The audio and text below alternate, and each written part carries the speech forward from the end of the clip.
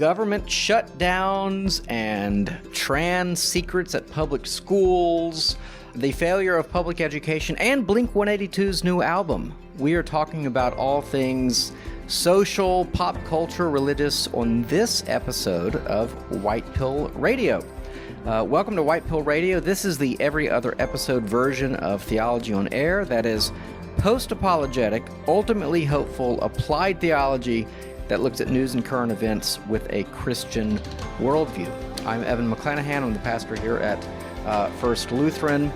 And I don't know why I'm looking at that camera because we're not on video this time around. But you can learn more about me, flhouston.org. Certainly, before we go any further, I want to say go to houstontot.com, learn more about Theology on Tap and what we're all about, what our upcoming events are, how you can get involved, how you can give since we're a 501c3 and help support the ministry. And some pretty big news coming up, but I'm not going to share that today. But keep your eye out for some big announcements with Theology on Tap.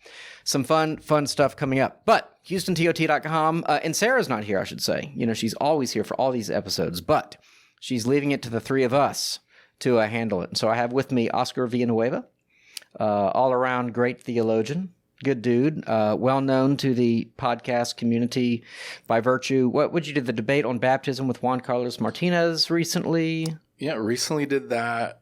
Prior to that, I had debated things like the eternality of hell, whether or not we can reconcile evolution with the biblical accounts. I think I even did some end times debates sometime back. Sounds good. So, yeah, good to be back, Evan. Thank you. Cool. And Scotty Swingler? Prolific. You're prolific. I'm the relative newbie here at the table. Yeah, it's already your third podcast, though, man. That's true. You're rolling out the red carpet. I'm the youth pastor who gets included, so that's a lot of fun. That's good. We need to get the youths involved. You know, you got to get the young people involved. That's what I hear all the time. I believe every it, week. Yeah. I'm like, whatever, man. Give me middle-aged people who are kid-free and like, you know, have some free time on their hands. You know, I can work with that. The longer I pastor teenagers, the less I want to pastor adults. They're so easy, man. Open-minded. It's fun. It's fun. Who, teenagers? Yes. Really? Yes. Okay. It's awesome. Yeah. When teenagers disagree with you, they'll tell you. Yeah. But you can usually have a pretty kind dialogue about it and walk away at the end. Sometimes my perception of being a senior pastor is when an adult disagrees with you, sometimes it can be quite contentious. Yeah, older folks, I guess we have our mind made up and tend to be recalcitrant. So, but you're at Sugarland Baptist. Sugarland Baptist Church, that's right. And we're excited to have TOT down in Sugarland in January. That's right. Yeah, going to be a road trip, going to be an away game, if you will. But no, we're Houston TOTers for the whole. We don't call this the Metroplex. That's Dallas Fort Worth. What are we? The whole Houstonia? I don't know. Anyway, for the whole greater Houston area. So yeah, glad to be taking the show on the road. Okay, well, I wanted to talk first about something that I realized for our audience they might think it's a little like, I don't know, stale or boring or something, but I think it's actually really important, has huge ramifications for our future, and that's the impending government shutdown. But the bigger picture is like, well, how does our government take in money, and how does it spend money, and all of that. So if we've got audience members who are kind of like, what is the deal with this federal budget and the shutdown? What is happening? I'm going to try to give a quick summary of kind of like how it's supposed to work and what's actually happening now. So basically, the way it's supposed to work is the president submits a budget to Congress. He lays out all of his objectives, and the State of the Union might be a time where he kind of says, hey, these are things we need to start tackling. And then there are supposed to be these like, meetings and, debates and votes on like different items of the budget. They call these appropriations or appropriation bills, and that's one of the big fights right now. And so in a sane world, the numbers of how much you spend would be roughly the equivalent of how much you get, right? I mean, I don't know if that's how that works in your household, but correct. Generally speaking, I actually try to spend less than what I take in. You know what I'm saying? So I save a little for a rainy day kind of deal. But you at least want to kind of like break even on that.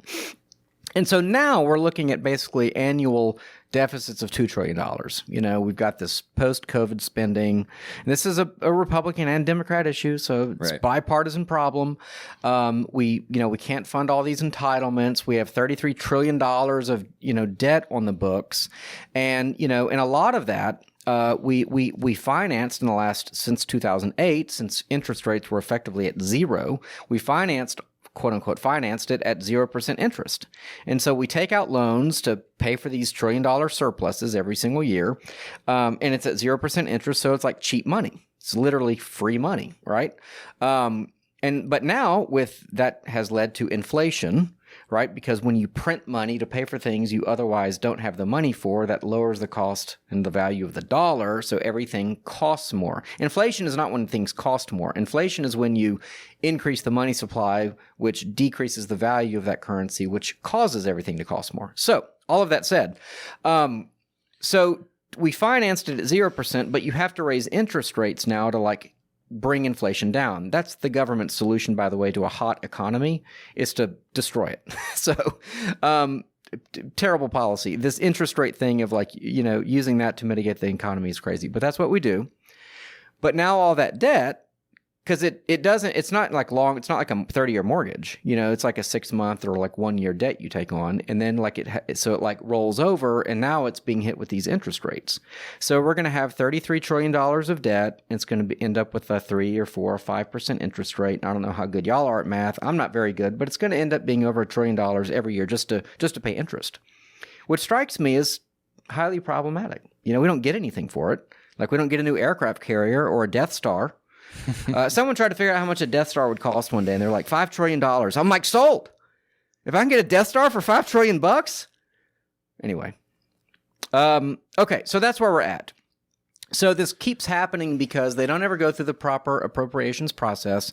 They have this panic at the end of the year, and like on December 24th, like at midnight or something, when we're all at church singing carols, they pass an omnibus bill, and they do this over and over. And last year, it really made people mad, where they basically vote on everything for the government, the budget, and all these crazy bills, and arcane. Like they took out an issue of like the 1876 Electoral Count Act that had to do with one of the strategies Trump was trying to help with the 2020 election. They took that out, while they're voting on the budget. So you have all these like odds and ends that all get piled on 2,000 pages, and nobody can possibly read it. And you have 2 hours, and you don't have any debate, and you vote on the whole thing.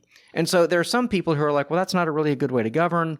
And they put these places. They created these rules with the Speaker McCarthy's election. And they said, we're not going to do that anymore. We're going to like slow down. We're going to vote on one thing at a time. We're going to have proper debate, and we're going to try to reduce this spending and so on and so forth. And so.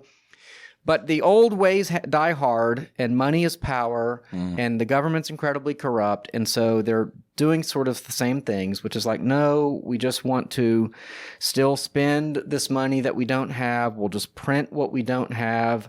We're not going to really solve any problems. What we want is to be able to go back to our district and say, we got you the new bridge, or we got you the drainage project, or we got you the this, or we got you the that. So here's what I want to say, because... Rant over. Well, yeah. Introduction Is over. this something that, this is the question, ultimate question. Is this something that Christians, as Christians, not incidentally, but as Christians, like as having a Christian worldview, a biblical worldview, should care about, should speak about? Should it come up in sermons from time to time? Or is this wholly political? And I would argue that it's not. And so here are some reasons why. First, there are some notions of money, very concepts of money, that are more biblical than others. So as an example, we're studying Exodus in Sunday school, and there is a law that says, if you, let's see. Okay. This law applies if a bull gores a son if the bull gores a male or female slave, the owner must pay 30 shekels of silver to the master of the slave, and the bull is to be stoned to death. Now, I thought 30 shekels. I was like, that sounds familiar, Well, that's what Judas was paid to betray Jesus. I don't think I'm sure somebody in history has been like, oh, this Old Testament law is fulfilled in Judas. Something about goring. No, I think, but here's the thing. Jesus was the suffering servant, so there's one of your strong connections. Yeah, for sure. But I'm going, that is 1,500 years apart. 1,500 years, and they still are talking about the same kind of money, right? Even in the same, and now it might be that silver was worth more or less at either time, but that's like remarkable consistency. You know what I'm saying? So I would argue that when the Bible talks about money, it's actually talking about gold or silver. like when it talks about money as money. And we are not talking about that at all. We're talking about things that we print, that we make up out of whole air, that we've done for centuries. And I would argue it is unbiblical and probably immoral. Maybe I'm just going to really expose my ignorance here, but when you say that the government borrows, who exactly is the government borrowing from? Great question. I think China holds like $1 trillion of that $33 trillion. So not a lot, all things considered. Japanese insurance companies, I don't know, maybe the Rothschilds. I don't know. No, that's a joke. A lot of it we owe to ourselves, right? So the Federal Reserve is like, the balance sheet of the Federal Reserve is something like $9 trillion. And so it's basically an IOU. It's like in Dumb and Dumber, right? With a suitcase of $1 million, you know? It's like, don't worry, we put IOUs to account for everything, you know? I'm glad you put it succinctly, because my understanding of so much of our debt has always been we are borrowing from the future. Oh, well, ultimately, yes, because Right. it's got to be paid back. I mean, in theory. And how do you do that? Well, ultimately through taxes. And there are people way more sophisticated than me that, you know, modern monetary theory and all these sorts of there are ideas around it where it's all about leverage and it's all about hedging, and none of it's about actual money at all. It's just about the distribution of power, something to that effect. But yes, essentially, my children probably already are essentially debt slaves. I mean, if you look at, say, Argentina, or if you look at Japan, there have been countries that took on this practice of huge deficits and debts to pay for what we want today. And then, how do you pay it back? I mean, look at what happened in the Weimar Republic. You know, you can inflate your currency to so much where you have to show up with a wheelbarrow to buy a loaf of bread. You know, you can devalue and debase your currency so much that it doesn't have any value anymore, and it gets out of hand, and it becomes. And so then they're like, "Well, print more money to to pay off the thing." Well, that then devalues it more. So I have to print more money to pay off the debt, and that devalue. And it's a never-ending cycle. At some point, you have to have real money. That's kind of my point. Like at some point, and we can only get away with this, by the way, because we're the world's reserve currency. Right. You know, we're the petrol dollar really is what it is. But removing, so the dollar really isn't tied to gold anymore. It's basically tied to oil, which we have a lot of, and we have a strong military, so we can basically police the world. And so people are like, oh, those Americans seem like good people. We'll say whatever their dollar is worth, we'll base our currency on that. So whenever they do a drug deal in Argentina or Colombia or Russia, or they do an oil deal in Saudi Arabia, they do it in dollars, which has basically freed us to print our own money. But there's a downside to it, which is what we've been living through for the past 2 years. So I think that, you know, biblical money is basically gold or silver, and I'd like to get back to something like that. There's this principle of subsidiarity as well, which is basically the idea that there's a concentric circles of government: self-government, family government, local government, church government, state government, federal government. But when we become obsessed with like federal government shutdowns, and we watch the news and we're all like anxious about the federal government shutting down, it just goes to show you how backwards that is. Like we think about the federal government first, the state government second, the local government third, and self-government last. And that's an Abraham Kuyper Reformed idea that we govern ourselves first, and then we have local government and so on and so forth. So I'd like to reclaim this principle of subsidiarity. And I think there's a real problem that we ultimately don't want to provide for ourselves. You know, we want other people to provide for us. And then I would contend that this is basically immoral, that this concept of printing money to pay for what we want today, we have an inability to say no. We have an inability to say, you know what, we're going to learn how to live within our means, and, you know, or that you expect your constituents and your citizens to live within their means, right? Because if you don't pay your credit card bill, they destroy your credit. I mean, you know, or if you don't pay your taxes, they come take your house away. You know, so we all have to live within our means, but they don't.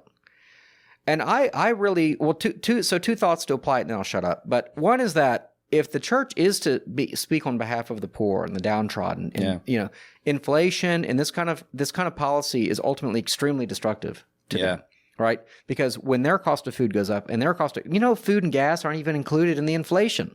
Like, you know, the inflation rate is 9% this month, or 2%. They don't even count food and gas. It's crazy. It's like the two things, you know, anyway. But you look at rent and cost of living. I mean, these are really significant structural problems that do affect people who can't just afford it, if you will. And so that's why I think there's a moral component to it. So anyway, rant over. I don't know if y'all have any thoughts on the cost of gas these days or whatever else, but I'll just share this with you because I said this to a student a few weeks ago. I was talking about the thing we all have to do in our young adult lives of letting go of our parents' timeline and kind of operating on our own. And my example was simply this. My dad at my age had 2 kids, had bought and sold a house, and could afford for my mom to be an at-home mom. yeah. And I am, at my age, have no idea that my wife will ever be able to stay at home long term. We cannot buy a house.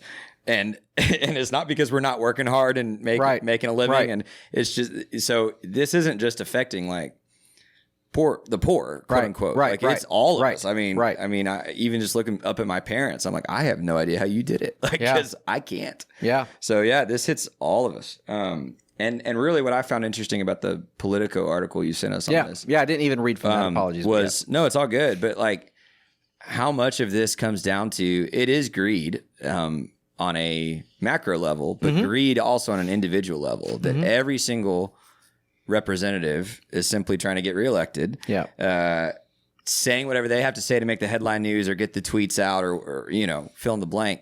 Because power and money are the two things that corrupt, right? So, like a lot of things in our country, there's already enough division, and then you got even within the Republican Party, within the Democrat Party, you got these subdivisions trying to make a name for themselves, and it gets nothing done for anybody. And we as citizens are greedy because we want someone else to pay for that new bridge or that drainage project or the new rec center or I don't know, whatever it is that they do with the federal dollars, right? So that they want to come back and they want to say, look at what I did for you. And we're not willing to say, you know what? I'd rather have economic sanity in our country and a strong dollar, for the benefit of my grandchildren, and I'll forego that. Whatever it is, the new, I don't know, the Air Force base or whatever you're going to put in my district and get, But see, isn't that funny? So in all of this about, we have all these economic problems because of this, but even you talking about military spending, like that is to maintain the world's police super press. Like it all just keeps compounding upon itself. And I've been, as a kind of intuitive conservative, I would say, conservatives have this issue where we're kind of law and order types, and we tend to default into a pro-military and kind of a pro-war, ultimately, kind of stance. And a lot of us are rethinking the wisdom of that because we've seen trillions and trillions and trillions of dollars go into the Middle East to try to transform it into some kind of constitutional republic. And now they're doing deals with China and Russia and oil deals, not in the U.S. dollar. That's what's really crazy. They're developing their own currency, the BRICS, the Brazil, Russia, India, China, South Africa, and many other countries. They're trying to develop anyway, a competitor to the dollar that has a gold standard. Now, it'll take a while for that to happen, but the reason is because when we inflate our dollar, they suffer. Right, because they're having to do all their deals in the U.S. dollar. So that deflates their currency. And if other countries are providing us oil or wheat or of any kind, I'm like thinking of Catan, lumber or,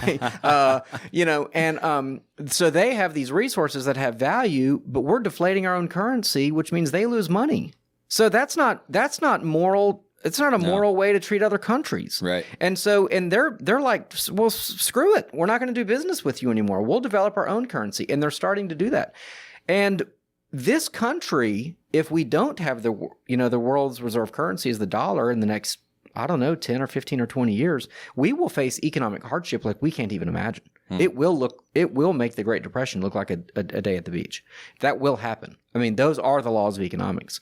And I'm not trying to say that to like scare people. I'm just saying that like $33 trillion, in debt plus two every single year. If somebody doesn't get some kind of balanced budget, and no presidential candidate for either side is talking about it because they don't want to be the people. Right. And I mean, Donald Trump, he was like, he wasn't going to say no to anybody.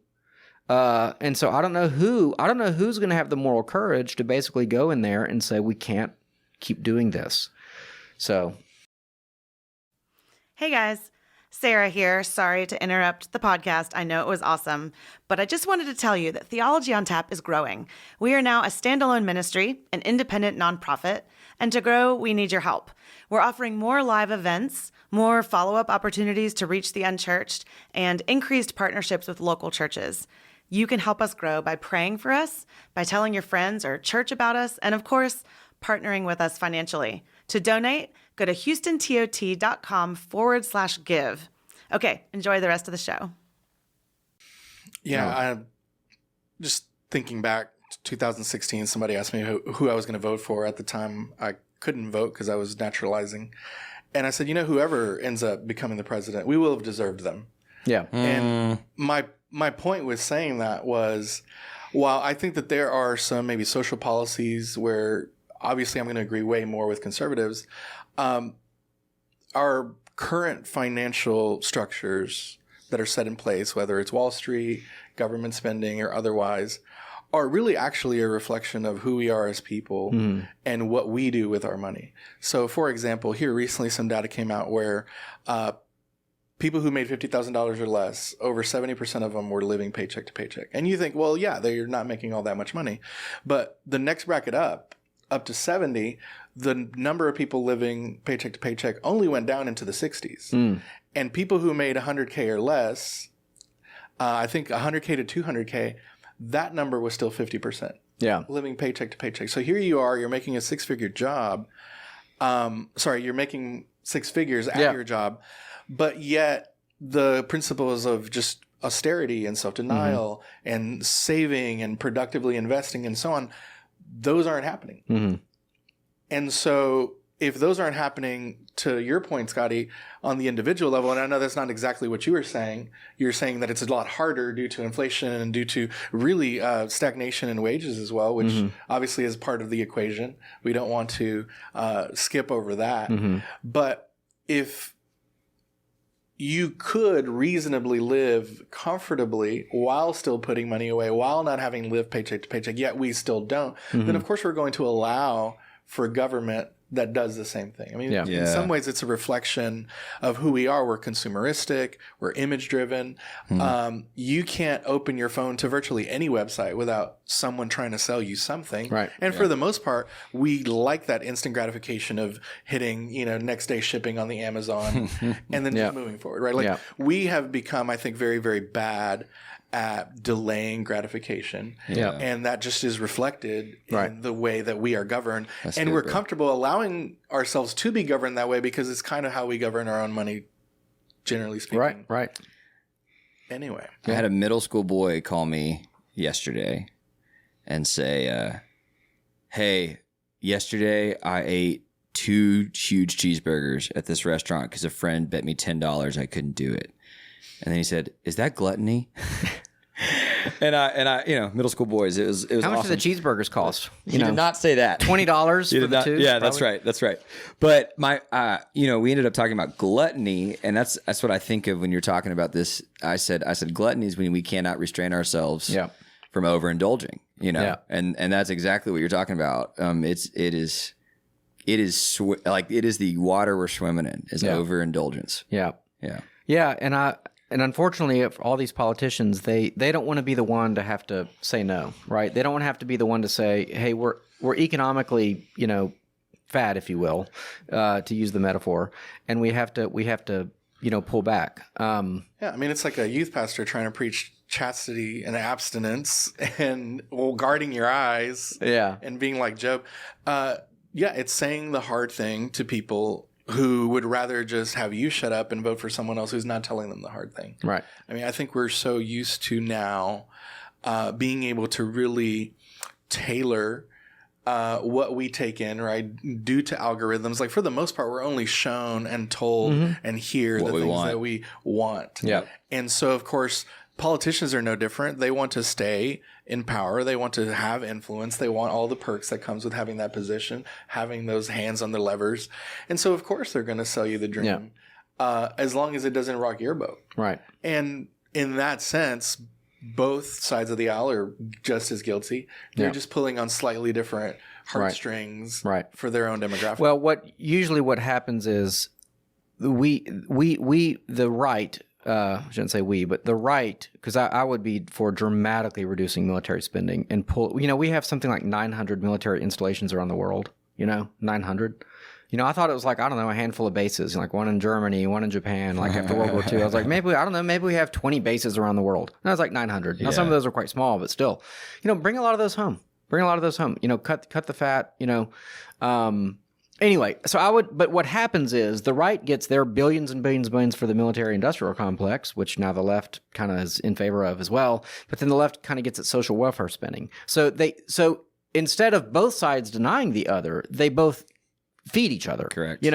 And so nobody wants to say we cannot spend like this. And then when someone does, like a certain congressman from Florida, how dare you? You're a terrorist. And this is his own side, his own party saying you're a terrorist wanting to shut down the government. Like, this is the worst thing. This is the worst thing. Look at the state of our country. I mean, the point is that, and this is the white pill, it cannot go on. Okay, the laws of economics are as fixed as the laws of gravity.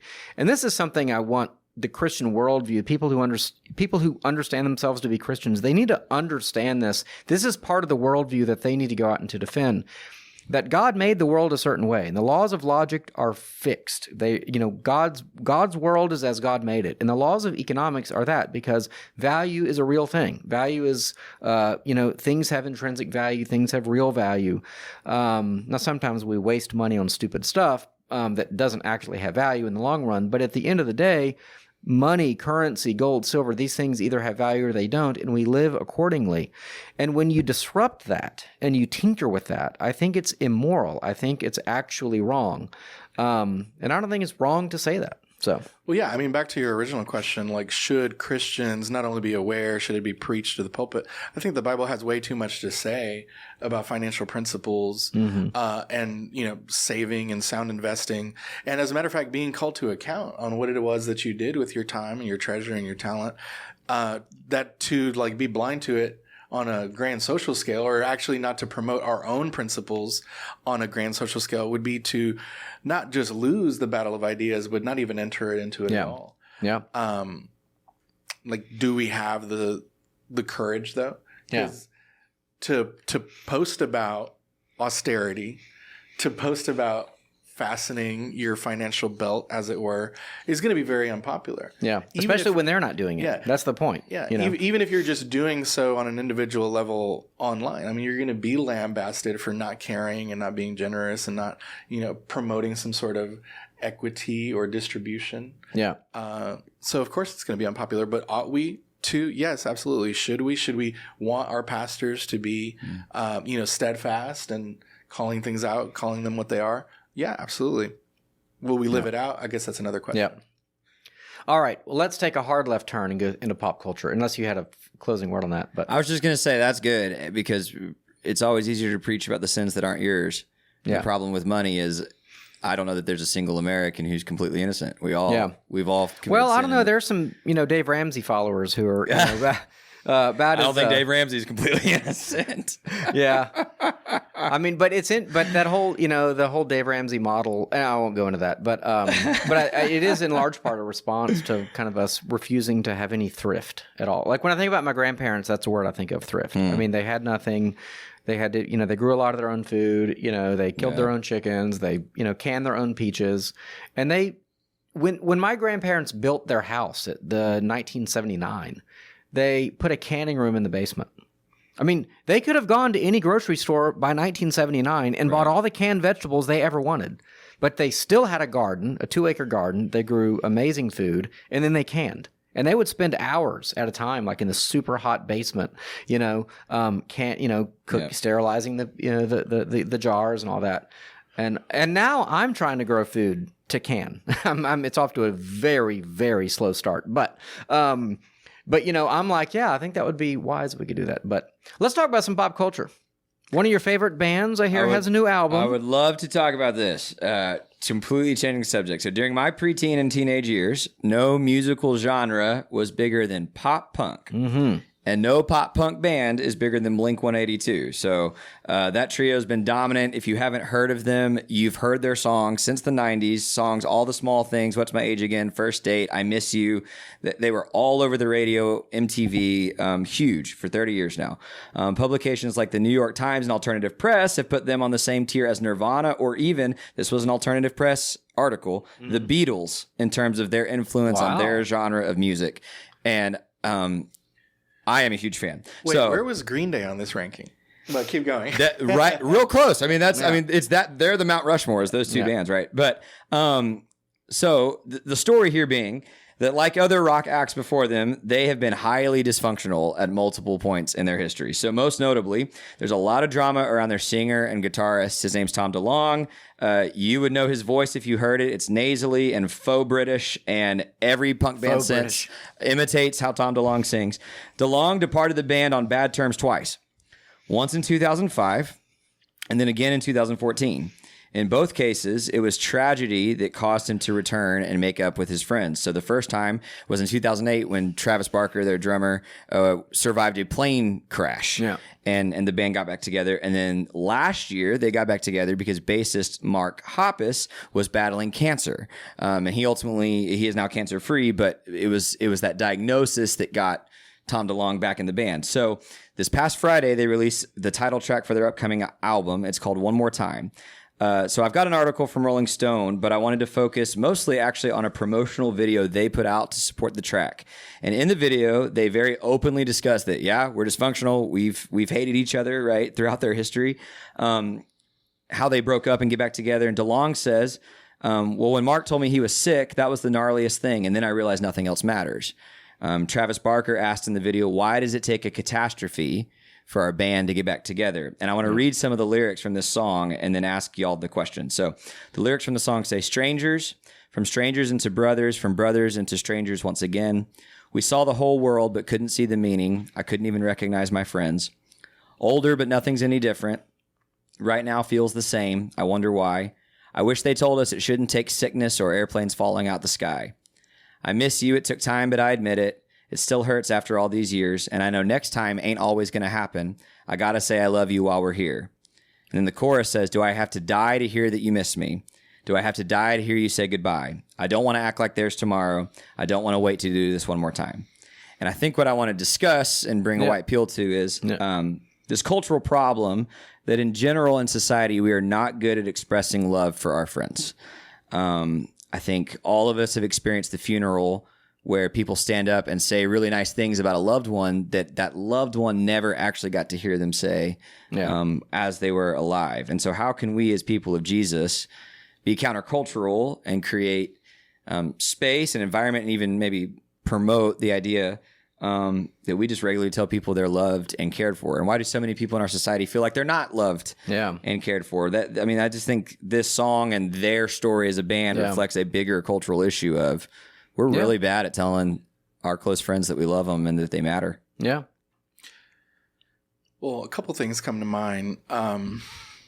First of all, I think social media has radically changed the way that people interact with one another.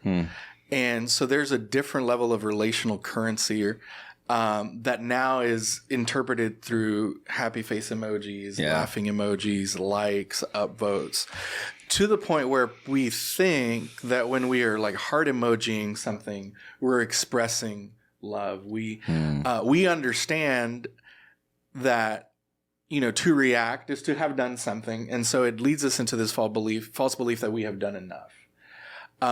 But also, I think just from psychology, we're starting now to understand that there is a severe deflation of how people receive those reactions after so many, right? Like if you have 10,000 likes on something, the 10,000th like would not feel anywhere as positive as if you had 10 likes and each of them was very precious. I think you probably see the point there. So I think that we are interacting with each other in such a way that's just unknown to previous human history. So I think that's one aspect of it. Secondly, we're so atomized and just kind of separate. There's a lot of people are calling it a loneliness epidemic, where we're as connected as we've ever been. We can reach out to virtually anyone in our contact list, but we are feeling more and more lonely and more detached and suffering from more and more FOMO because of how much visibility we have. I guess just kind of how much visibility anyone can have to look into one's life. There's that. But now everyone is a brand, right? Everyone's trying to establish their presence. Right. Everyone is very, very concerned with how they are appearing, how they are coming across. Everything is just very sanitized for the internet. If you care about being liked on the internet, which more and more people do care more and more.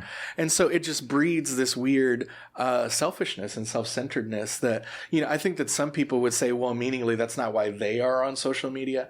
But it's just a habit-forming addiction. Well, it's a dopamine hit. That's what I was going to say. Yeah. And so when you first posed it, or as you were posing it, it reminded me of something that Philippians 2 says, and this is in verse 3 and 4. Because you asked, what should we do as Christians? And you even use the word counterculture. And I'm like, well, to be frank, if we're being Christians, at least for Christians, it would not be countercultural. But here's what the Word of God says. Do nothing from selfishness or empty conceit, but with humility of mind, regard one another as more important than yourselves. That's good. Do not merely look out for your own personal interests, but also for the interests of others. So if we were just doing this, I think people would be, quote unquote, as they say, getting their flowers now. They would be getting the kind word and the acknowledgement and the appreciation and the validation that a lot of people seem to be missing because we are so selfish and are doing things out of empty conceit and are really just kind of concerned with how we're coming across rather than how we are affecting others. But do you think, like, and we can't paint this with a broad brush, but in general, in America, evangelical kind of space, are churches doing that well? Because I talk to a lot of my friends who've left church and why, and it's because you rightly point out we should just be countercultural as it is, but we're not. And I think this is one of the ways I wonder if we are, if we're not. Well, I don't know. It might depend on the church, but I mean, this is one of my arguments, I think, for smaller churches and even big churches, I think would basically, big churches have to make themselves small. I mean, that's what the small group kind of movement or concept is all about, which is, hey, we understand if 3,000 people show up on a Sunday, like nobody knows anybody, so we insist that you find a small group, and we have a staff person or persons whose job is to do nothing but coordinate small groups, find leaders, build leaders, you find out where you live, put people together in neighborhoods and stuff like that, because you have to shrink the church. So in a small church, kind of functions, in that way. You might have the choir, you might have Sunday school class or something where, not everybody still wants to participate. They just come for worship and then they leave. And as a pastor of a small church, I observe that, and it is what it is. But yes, I kind of think the solution to every problem is like, people should be going to church, and building community there and getting to know one another. And I think there are things, actually, I say this to premarital, couples, like there are things we do in worship, that, like when we share the peace, like when we actually share the peace of Christ with one another, that's community building. And we confess our sins, collectively. That's or obviously when we have communion, these are community building things. So I think about the old joke where it's like an old couple been married, 50 years, and the woman's like, well, he never tells me he loves me anymore. And he's like, well, I told you when we got married, and if anything changes, I'll let you know, I kind of sympathize with that, My wife is listening to this right now like, but oh my gosh. But yes, we do need to tell one another regularly. We need to have a few friends and few brothers and sisters in Christ, people who really have our back, people who really care about us. That's how we were meant to live. That's how we did live before we became so atomized. I would say before social media, even just a lot of the media that we have. It used to be we'd go to baseball games. If you ever watched like the Ken Burns baseball series, came out when I was a kid. I'm older than y'all.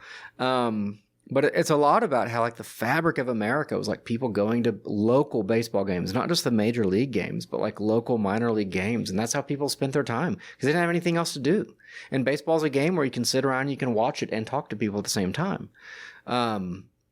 And so in many ways, I think the ways that we simply relate are changing, and we have to like force ourselves to actually be in community with other people. before we have a plane crash. So, yeah.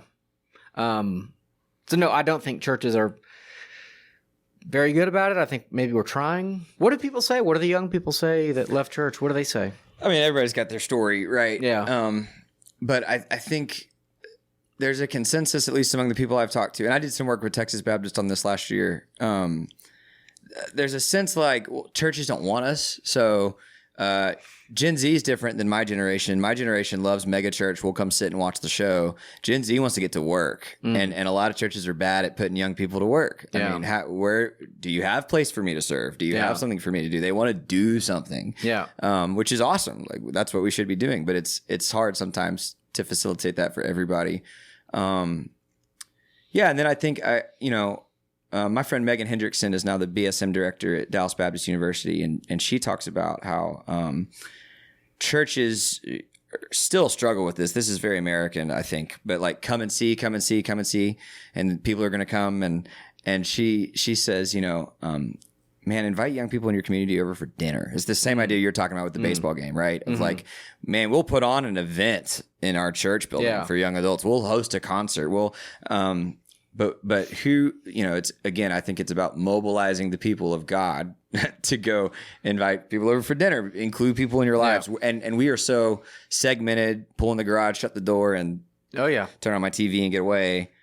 When are we opening ourselves up to, Yeah, for sure. So fundamental things that we're not doing well. Right. Yeah. Yeah. I mean, just talking about the church, I love that passage where the metaphor is being used, like the eye can't say to the hand, I have no need of you. Right. And which goes to the point that you're making, Scotty. If someone feels devalued or undervalued or of no value, that ought not to be so. Yeah. And we see in some churches, at least, that there are the kind of local celebrities. Like, these are the prominent people in the church. These are the people of influence. These are the people that are helping to shape the decisions in the direction that the church is going. And if the body does not feel like it's made up of parts that contribute to the whole, which is the body of Christ, the bride of Christ, then people are going to feel underutilized and will try to see if they can be of use somewhere else. And again, it ought not to be so, because we should think less of ourselves and more highly of others, and think of no one who's part of the body as though they were superfluous, as though they were unnecessary. That's good, bro. Yeah. That's good, bro. All right. Maybe time for one more story. What do you think, Oscar?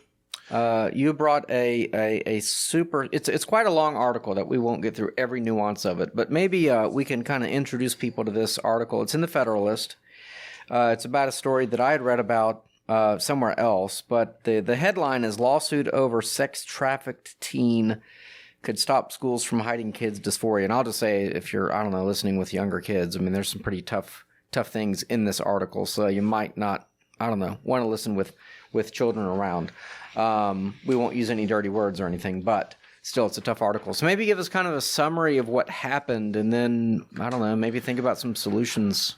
Right. Well, the story is still obviously, we're in the middle of it. It's ongoing. This is a suit that has been brought against a school who, like many schools, and not just here in the state of Virginia, but around the country and obviously some of the blue states, where there are these policies in the schools that they will not tell the parents. They will not give any kind of indication or notice to the parents that their children are transitioning.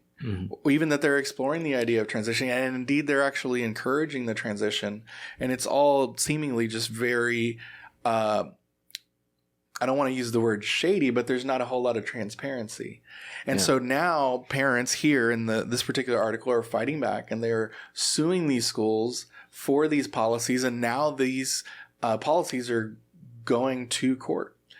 Which I think are going to set some very interesting precedents about parental consent, about being able to what you can and can't and should advise the parents on or advise the parents of.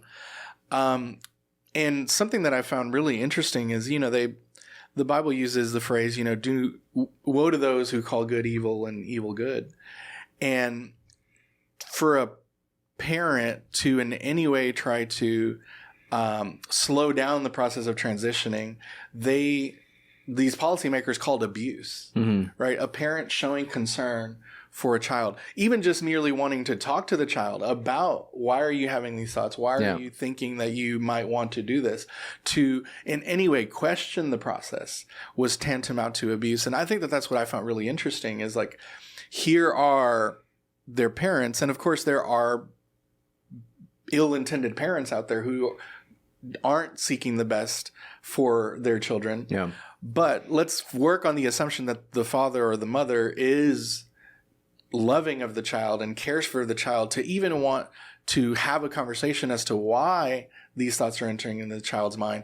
That was called abuse, right? According to these policies, that was called into question. Yeah. And so now that's really where the rubber is meeting the road with these lawsuits is this framing of what is abuse. Is it abuse to leave the parents out of the loop and to allow some of these things, some of the like bullying, and we talked about the trafficking that was happening to this particular student. Well, let's give those details real fast. So this girl was, they call it social transitioning, where like the name is changed, and so just at school. So they don't tell the parents. So they kind of treat this girl as a boy now at the school, and that's kind of that social transitioning. Nothing medical per se.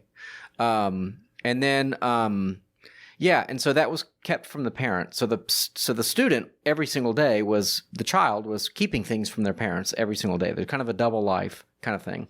And eventually this girl, and she was picked on and bullied and I think assaulted, at school as a result of this. There were people who were making fun of her for, becoming a boy or whatever. And she ends up, and I'm not sure of the details of how she ends up getting trafficked during the day. I don't know if she's seeking approval or something or what, but she goes to school in the morning, and basically like traffickers, take her from school to an apartment where terrible things happen all day during the day. Then she goes back to school, and basically the mother finds out about this long after the fact. And she's saying, well, because there was such a distance between my child and she kept so many secrets from me and, et cetera, this sort of thing happened. So, I mean, I will say, what we have is we have a public institution that is operating among people with two totally, and I would argue, incompatible worldviews. One worldview says that gender is what you want it to be, and the other says that gender is this fixed thing that has to do with your biological nature. And those are fundamentally incompatible, because one can accuse the parents of abuse precisely because these worldviews conflict, and they say, well, it's abusive to not recognize my worldview, which is that gender is fluid, or it is what we say it is. And so you're doing harm to the child by not affirming them. And the other side, of course, is saying that's not abuse. I'm helping my child live in reality. And, this is, so I don't actually, I'm kind of black-pilled on this. We homeschool our kids now. And one of the reasons is yes, this stuff happens in Texas. We just got to the point for other reasons, but this as well, that we just could not trust our children in the hands of this kind of apparatus. I know people out there feel like they're in perfectly good schools, et cetera, but I am pretty much of the opinion at this point that Christians, I can say almost with certainty, have an obligation to pull their children from this institution, at least until it experiences dramatic reforms. But the bottom line is the institution of public school has a worldview. It has an operation. The people running it have operating worldviews. They have assumptions about humanity, human nature, and manifests itself in things like LGBT and all those sorts of issues and others, abortion, high school students being, driven to the Planned Parenthood or, being given condoms and things. So I'm actually pretty black-pilled on this. I don't see a future where this can be easily reconciled without a massive revival and an explicit Christian takeover of these institutions, which I think would be wonderful. Arguably, public schools have never been Christian institutions, ever. Dewey, the kind of godfather of public schooling, was a communist. Anyway. And he was very much interested in fracturing the nuclear family unit. Yeah. It's a plank of the Communist Manifesto. Is this kind of a public education? But anyway, Scotty, I don't know if you want to wade into these controversial waters or not. Oh, I'll wade in. Yeah. Well, on the story itself, like we have like age of consent for children for a reason, and in my mind, anytime you encourage a child to hide things from their parents, you are failing in any institution, right? The first thing I say to any kid in a youth group that has a really difficult question, especially if it revolves around sex or gender, is you need to talk to and respect your parents. Yeah. And I can tell you how I feel or what the Bible says, etc. But like, you need to respect your parents, like numero uno, right? Yeah. Like, so just the shadiness of it being, yeah, come here and we'll do that, and then don't tell your mom. And like, your church's liability insurance is very happy that's your stance. yes, well, it has to be. That's legally like, so that's what I don't understand about some of that. Hey, as far as public school, I think where people get hurt in this conversation and don't get heard is, and I grew up in public school, and a great public school. I had mostly Christians in the classroom as my teachers, where I grew up. Is I have so many public school teachers in my church, who, and I'm sure in your church, who would say, "Man," and it isn't the same everywhere. And it isn't. Of course, it isn't the same everywhere in Texas, and so I think painting with a broad brush is difficult. But they would all say, "Man, I'm a Christian, and to this point, in most of our schools in Texas, there's not anything making me do or affirm or act outside of what I feel morally conscious of." And so I would just probably be a little slower to pull the Christians have an obligation to homeschool. I understand that perspective. Yeah. I respect that perspective. I don't have kids, so I can't speak with bold authority either way. But I can only say that now because I am homeschooling, but I couldn't have said it 2 years ago. There you go. So, right. So I acknowledge my own hypocrisy. So, and I just know so many wonderful, godly men and women in our public schools who are doing a great job and would never, this story's horrifying, but would never, the people I know personally participate in, I would say deception probably of parents. 75% of the schools probably you're not encountering something crazy, something fundamentally anti-Christian. Maybe that's an optimistic number, but I would say it's certainly a high majority. And you talked about like a Christian takeover of schools. Like we have a problem, I think in our country, but in our state, it's amplified. Teachers are overworked, underpaid. My sister-in-law is a teacher, and the hours she keeps, public school teacher, and the hours she keeps to give her classroom a good education is absurd, and she's underpaid for it. Yeah. And so it is a field that is becoming devalued. Conversations like this put even more stress. And so I would say white pill for me would be, I keep saying peel. It's like my country accent coming out. White pill for me is we need to recognize education as a calling, and we need to encourage Christians to be educators and to be teachers. And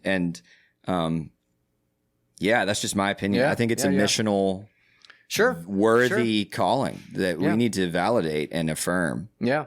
And there are a lot of great Christian private schools out there, which is nice, but I could never afford them. Not in a million years. Right. Not in a million years. My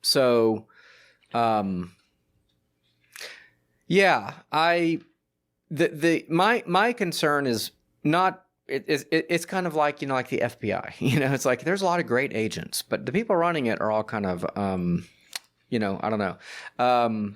So it's like you look at like some of the revelations recently about the American Library Association, where the president is an open communist, or you look at a lot of school boards, and there's of course all these school board races now that are highly contested. I mean, I heard the other day there's a group that's putting $10 million into school board races across the country, and $10 million for school board races, where some of these are $500 of door hangers could make a difference. You're talking about massive amounts of money now going into school board races. Why?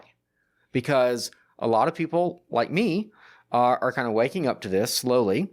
And in fact, we are hosting at our church in October a forum on education featuring a candidate for the Houston Independent School District, one of the positions. And it was going to be a debate, but the other person has declined to debate. So it'll be just a kind of our church is getting involved in the school board election process, because I do think it's important, and I do want a good person, to get on that spot. But I don't know. It kind of in the long run is, my white peel. I like that. I'm going to say it like that from now on. Oh my gosh. Would be something like. I think it's possible if people pay attention, we can reform the system. Or I think we're going to end up providing alternatives. One of the stories I had kind of talked about in our group chat that I didn't do, but America Today said we're extraditing a German family that left Germany because they were fined in Germany because it's illegal to homeschool in Germany. Wow, that's insane. I knew it was illegal to homeschool in Germany, but that's insane. That is mind-boggling to me that, again, the government can come between a parent and their children. And that is something that I guarantee you there are factions of this country that would like to do that. I am certain of it. And we'll probably see a few states, in the future be like, oh yeah, you can't homeschool anymore. So I don't know. I say pull out of the public school because we're funding it. If half the country is Christian, and we're sending our kids to public school, and if we pulled them out for a year, everything would have to change. That's kind of, I'm kind of thinking strategically. And yes, I get to throw bombs, metaphorically speaking. But yeah, maybe encourage people to read that article. It's a really, really brutal article. It's in the Federalist. I've heard of other stories like that as well. Yeah. Well, last thought. My white pill from this particular situation. Yeah.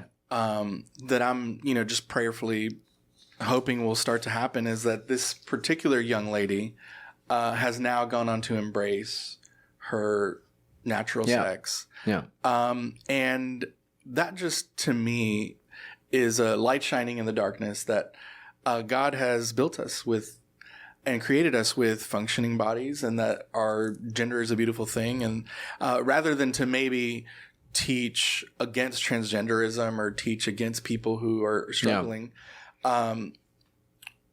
we should be encouraging people to love their bodies. We should be encouraging people to love what God has made. Yeah.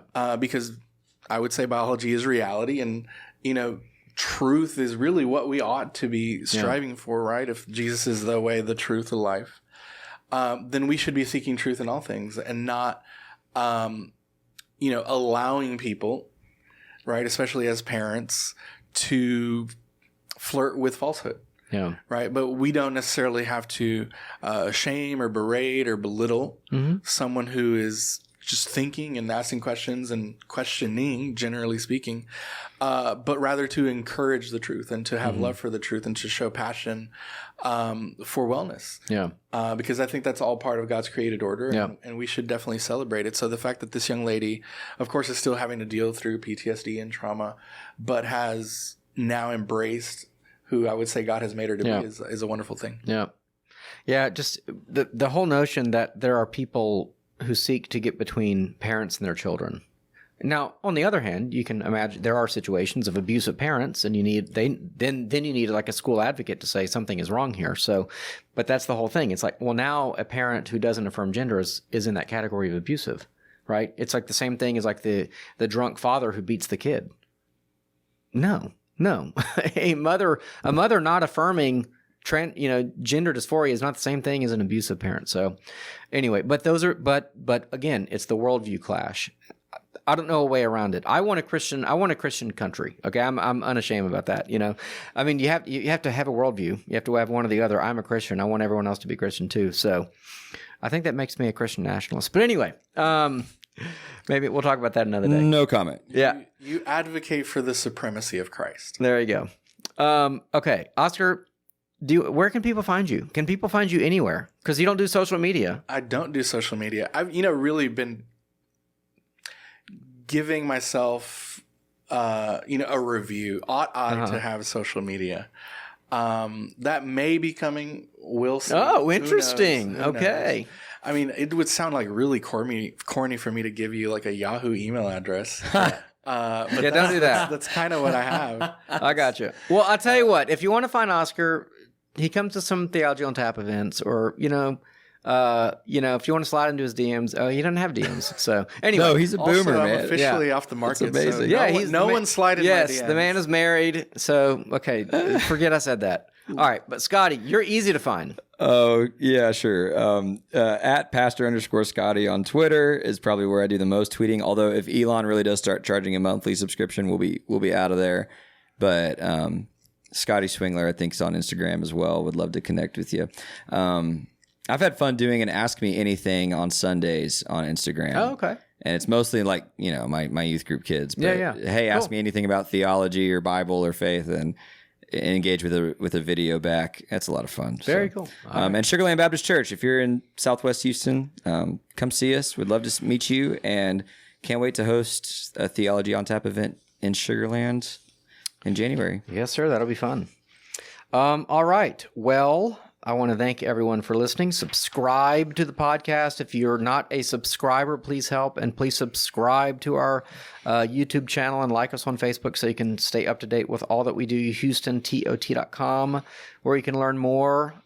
Be sure to find Sarah on social media and say we really missed you in the latest White Pill Radio episode.